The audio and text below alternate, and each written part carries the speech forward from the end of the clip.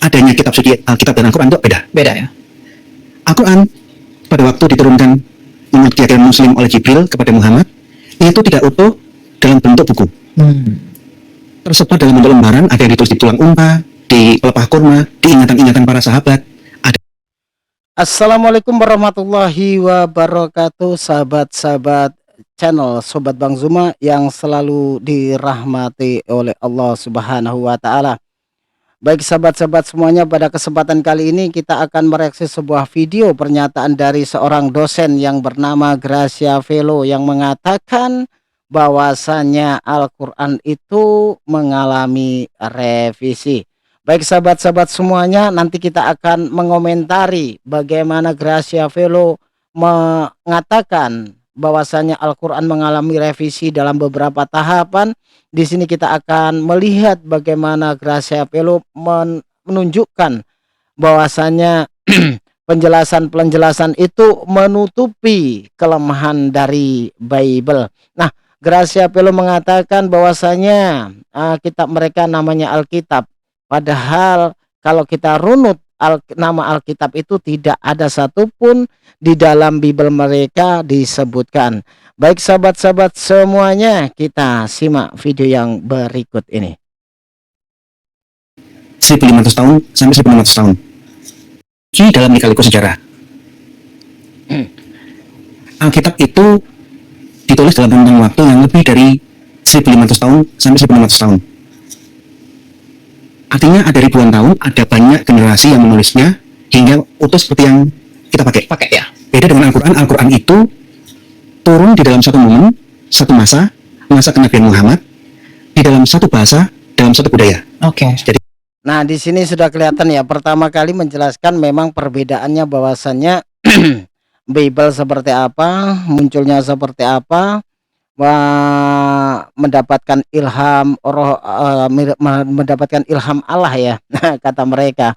Padahal di situ biasanya penjelasannya orang-orang Kristen itu selalu mengatakan mendapatkan ilham Roh Kudus dan lain sebagainya. Sangat berbeda dengan proses turunnya Al-Quran, proses pewahyuan Al-Quran ya teman-teman ya. Jadi latar belakang adanya kitab suci Alkitab dan Al-Quran itu beda ya. Beda. Al-Quran pada waktu diturunkan menurut keyakinan Muslim oleh Jibril kepada Muhammad itu tidak utuh dalam bentuk buku. Tersebar dalam bentuk lembaran, ada yang ditulis di tulang unta, di pelepah kurma, di ingatan-ingatan para sahabat, ada yang di perkamin-perkamin termasuk kertas. Nah di sini ya teman-teman ya, perlu kita komentar ya.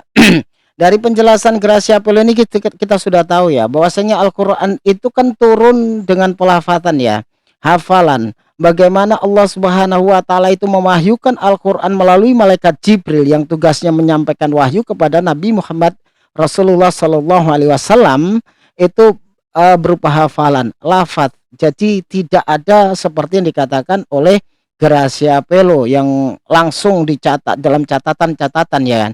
Nah seharusnya Gracia Velo ini menjelaskan bahwasanya proses itu bukan berupa buku, bukan berupa buku turunnya, tetapi lafaz hafalan yang disampaikan kepada Nabi Muhammad melalui malaikat Jibril. Nah kalau disampaikan langsung dalam berupa catatan-catatan ya kan, memang bukan berupa buku, tapi dalam catatan-catatan tersebut dituliskan di sini dan di sana. Nah sesuai dengan ingatan para sahabat, proses yang dikatakan hafalan nggak disampaikan. Nah di sini berusaha Gracia Velo ini menutupi bahwasanya proses turunnya pewahyuan Al-Quran ini berupa hafalan ya teman-teman ya. Ini semua baru dikumpulkan di zamannya Utsman bin Affan, sekitar 25 tahun setelah Muhammad meninggal. Penulisan Al-Quran yang pertama kali itu masih menggunakan huruf Paleo Arab. Belum ada tanda baca. Berbeda dengan Arab sekarang ya Pak? Beda. Tapi ini saya nggak akan bahas ke situ. Ya. Saya hanya sampaikan lisan bahwa teks Al-Quran yang pertama kali di saat Muhammad mengaku menerima wahyu dari Jibril yang disampaikan oleh sahabat-sahabat ditulis di zaman itu dalam bentuk Paleo Arab. Belum ada nikut, belum ada syakal tanda baca, belum ada jadwid.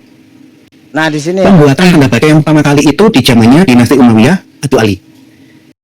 Ya teman-teman ya, Gracia Velo tidak menyebutkan bahwasannya berupa hafalan ya, yang disebutkan yaitu berupa tulisan. Nah selalu menyebutkan berupa tulisan, tidak sama sekali bahwasanya pewahyuan itu berupa hafalan, dihafalkan oleh Pak Rasulullah melalui malaikat Jibril. Dengan lafatan itu dihafalkan Rasulullah, disampaikan kepada para sahabat, dan para sahabat itu menghafalkan dulu baru menuliskan. Nah, ini yang tidak disampaikan ya. Kita koreksi nih. Yang tidak disampaikan oleh Gracia Velo ini tentang hafalan. Bagaimana hafalan itu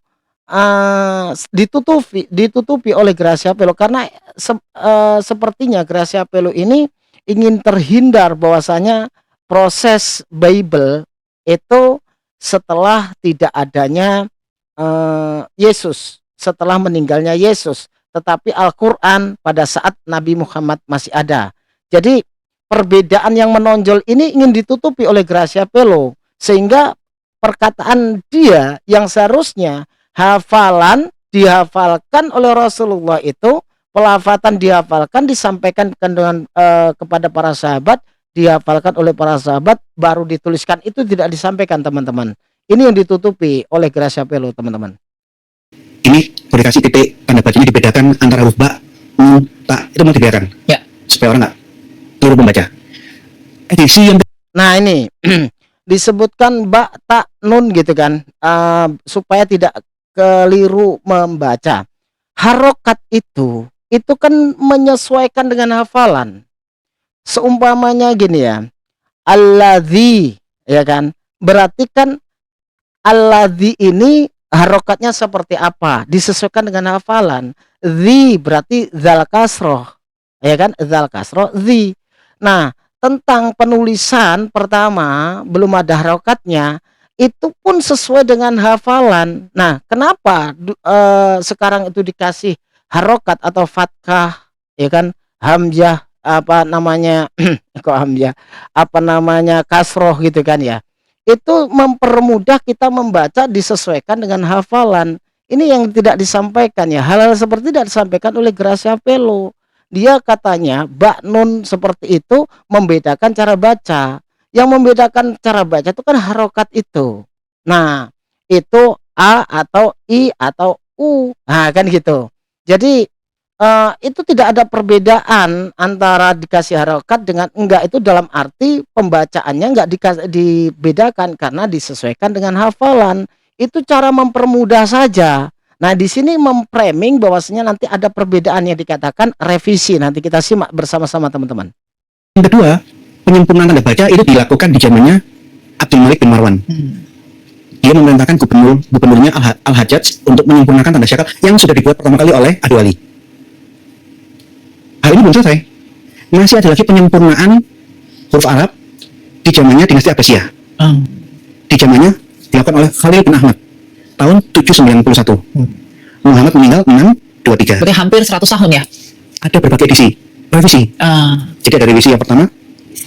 Nah, di sini Elia Miron itu memancing ada rentang 100 tahun. Nah, ini menunjukkan bahwasanya ingin menyamakan dengan Bible yang rentangnya dengan Yesus berbeda juga gitu kan. Ingin menyamakan mereka, padahal pernyataan pertama itu tidak sama, tapi Elia Miron mengatakan beda 100 tahun penulisan. Nah, penulisan. Nah, pertanyaannya yang perlu dijelaskan, apakah pewahyuan itu dan penulisan setelah mendapatkan hafalan dari Rasulullah yang disampaikan kepada para sahabat, itu penulisan pertama itu pada saat Rasulullah masih ada atau sudah tidak ada? Di sini tidak dijelaskan gitu loh. Jadi hal seperti ini sebenarnya kita sudah ini ya, sudah menebak bahwasanya tujuan dari Gracia Velo ini apa teman-teman? Dilakukan oleh Adu Ali di zamannya dinasti Umayyah, kemudian direvisi lagi di zamannya Abdul Malik bin Marwan, gubernur Al-Hajjaj, direvisi yang terakhir oleh Khalil bin Ahmad. Nah, bahasa revisi ini yang kadang-kadang membuat kita mendengarkannya apa ya? Al-Quran itu bukan direvisi, ya kan? Bukan direvisi. Tentang hafalan, pelafatan tetap. Nah, pada saat ada bahasa revisi, ini kan bahasa seperti ada perubahan. Ini bahasa revisi ini adanya di Bible ya kan? Di Bible itu direvisi, yang terjemahannya ini dirubah, ini perubahan. Tetapi dalam Al-Quran itu yang menjadi panduan pertama itu hafalan, lafadznya pas enggak? Ah, di dalam membaca seperti ini cocok nggak harokatnya itu menunjukkan bahwasanya nun patkan na itu jawabnya na atau enggak? Kan gitu, sesuaikan dengan hafalan yang sudah dihafalkan. Jadi usaha-usaha Grasafel untuk menutupi bahwasanya Al-Quran ini dengan panduan hafalan ditutupi dengan bahasa revisi, teman-teman. Ada berbagai revisi. Ya.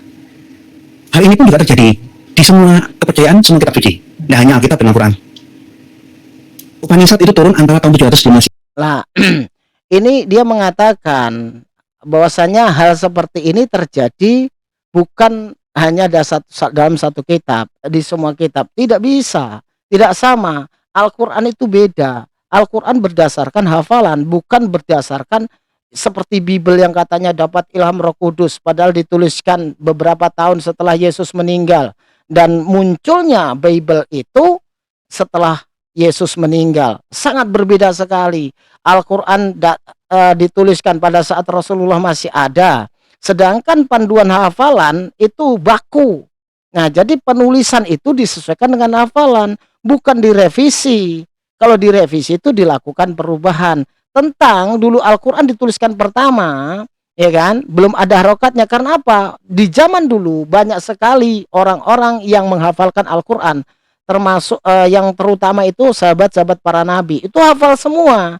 Jadi dengan memiliki hafalan Al-Quran, Al-Quran yang dituliskan itu tanpa harokat, sahabat-sahabat para nabi itu tahu gitu kan, ini bacanya apa. Tetapi itu untuk mempermudah orang yang memiliki kemampuan terbatas, tidak bisa menghafalkan, ya kan, diberilah harokat. Itu untuk mempermudah cara baca. Sebenarnya yang terutama hafalan ya teman-teman. Nah, inilah usaha-usaha mereka, sebenarnya alasannya dengan kajian akademis, tetapi mereka berusaha menyamakan dengan kitab-kitab lain, bahwasanya mereka menutupi kelemahan dari Bible mereka sendiri. Baik sahabat-sahabat semuanya, inilah contoh bagaimana orang ini berusaha untuk menutupi kebenaran, dan apapun yang mereka lakukan, apapun yang orang-orang kafir lakukan, ini adalah salah satu bukti kebenaran Al-Quran. Di mana pada saat Al-Quran mengatakan mereka mendengarkan kebenaran, mereka akan menolak kebenaran tersebut, dan mereka akan hanya dengan bermain-main dan akan menjadi olok-olokan bagi mereka. Jadi itulah teman-teman ya, mereka itu akan mengolok-olok saja. Karena apa? Beralasan kajian akademis ternyata tidak menyampaikan hal yang sebenarnya. Baik sahabat-sahabat, sobat Bang Zuma, sampai di sini dulu. Semoga apa yang sobat Bang Zuma sajikan untuk kesempatan kali ini bisa membawa manfaat untuk kita semuanya. Waspadalah terhadap orang-orang yang berusaha menyesatkan umat Islam, yang berusaha untuk mempelintir isi Al-Quran, dan berusaha untuk mempengaruhi saudara-saudara kita yang masih awam untuk dimurtadkan. Baik sahabat Bang Zuma, sahabat-sahabat sobat Bang Zuma, semoga kita semuanya selalu dalam lindungan Allah Subhanahu wa taala. Tingkatkan iman dan takwa kita kepada Allah Subhanahu wa taala. Salam satu Tuhan. Wassalamualaikum warahmatullahi wabarakatuh.